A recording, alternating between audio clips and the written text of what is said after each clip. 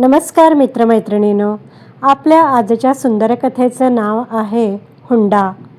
कथा वाचनास सुरुवात करण्यापूर्वी माझी तुम्हाला विनंती आहे की व्हिडिओ शेवटपर्यंत पाहावा आणि सुंदर कथेचा आस्वाद घ्यावा.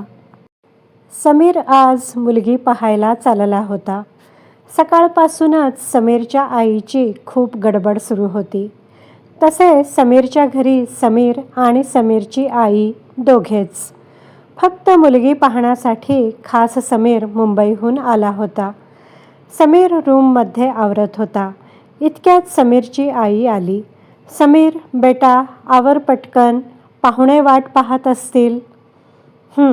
जाऊ चल, आलोच. समीर आवरून हॉलमध्ये आला. आई तिथेच होती. चला आईसाहेब, असं म्हणून तो गाडीच्या चाव्या घेऊन बाहेर पडला.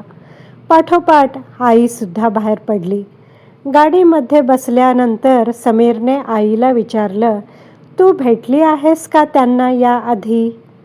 हो रे, एकदा भेट झाली आहे आमची, समीरची आई म्हणाली. माझ्या अटींबद्दल सांगितलं आहेस का तू त्यांना? हो, ते तयार आहेत. अगदी तुझ्या मनासारखंच होईल. आईच्या या उत्तरावर समीर किंचित हसला. ते दोघे मुलीच्या घरी पोहोचले. मुलीच्या वडिलांनी समीर आणि आईचं स्वागत केलं. घरी बाकी साऱ्यांची ओळख करून दिली आणि मुलीच्या आईला म्हणाले, किमयाला बोलवा.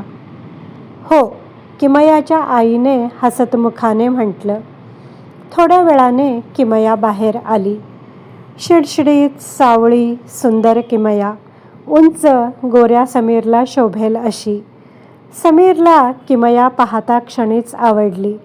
तिने समीरच्या आईला वाकून नमस्कार केला आणि समीरच्या बरोबर समोर अलगद बसली. काही वेळ असाच बाकी बोलण्यात निघून गेला. नंतर किमयाच्या वडिलांनी तिला व समीरला एकांतात पाठवलं. समीर व किमया गच्चीत आले होते. 2-4 शब्दांची देवाणघेवाण झाल्यानंतर समीर म्हणाला, तुम्हाला मुंबईला यावं लागेल लग्नानंतर. हो, ते मला माहिती आहे. कसं काय? म्हणजे तुमच्या आई तसं म्हणाल्या होत्या म्हणून तर तयार झाले ना मी लग्नाला. असं, बरं. तसं तर मी आईलाही आत्ताच नेणार होतो मुंबईला, पण ऐकतच नाहीत आईसाहेब. यावर किमया म्हणाली, म्हणजे लग्नानंतर त्यासुद्धा येणार का मुंबईला? हो, अर्थात. समीरच्या या उत्तरावर किमयाच्या चेहऱ्यावरच्या छटा बदलल्या. काय झालं? काहीच नाही. सांगा, बिनधास्त सांगा. मनात शंका ठेवून राहू नका. खरं सांगायचं तर तुम्ही एकटे आहात आणि वेल सेटल्ड आहात म्हणून मी लग्नाला होकार दिला होता. आणि सर्वात महत्त्वाचं म्हणजे तुम्ही मुंबईसारख्या सिटीमध्ये सेटल आहात. कारण मुंबई पुण्यासारखं मनमोकळं इथे जगता येत नाही म्हणून मी तयारही झाले. पण आता तुमच्या आई येणार म्हणजे? तिला मध्येच तोडत समीर म्हणाला, मला कळालं तुम्हाला काय म्हणायचं आहे ते. चला जाऊयात. पण उरलेलं खाली जाऊन बोलू आपण. ते दोघे हॉलमध्ये आले. त्यांना पाहून किमयाचे बाबा मिश्किलीने बोलले, लवकर आलात? तर मग तुम्ही कळवा आम्हाला, मग पुढील बोलणी करू आपण. हो, नक्की, समीरच्या आई बोलल्या. मला बोलायचं आहे.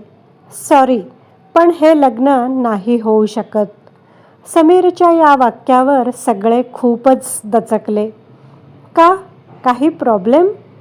किमयाचे बाबा म्हणाले, ॲक्च्युअली मला लग्नानंतर फक्त तुमच्या मुलीचा नवरा नाही तर या घरचा जावईही व्हायचं आहे. पण तुमच्या मुलीला माझ्या घरची सून नाही व्हायचं. म्हणजे? किमयाचे बाबा, म्हणजे तिला फक्त मी हवा आहे. माझी आई नको, माझी नाती नकोत आणि सर्वात महत्त्वाचं हुंडा तर मला पटतच नाही. तो देणं आणि घेणं हे पण मला आवडत नाही. पण आम्ही हुंडा मागितला तरी कुठे? आणि तुमच्या आईने आधीच सांगितलं की तुम्हाला हुंडा नको आहे म्हणून. हो, आम्हाला नकोच आहे हुंडा, पण तुमच्या मुलीला हवाय.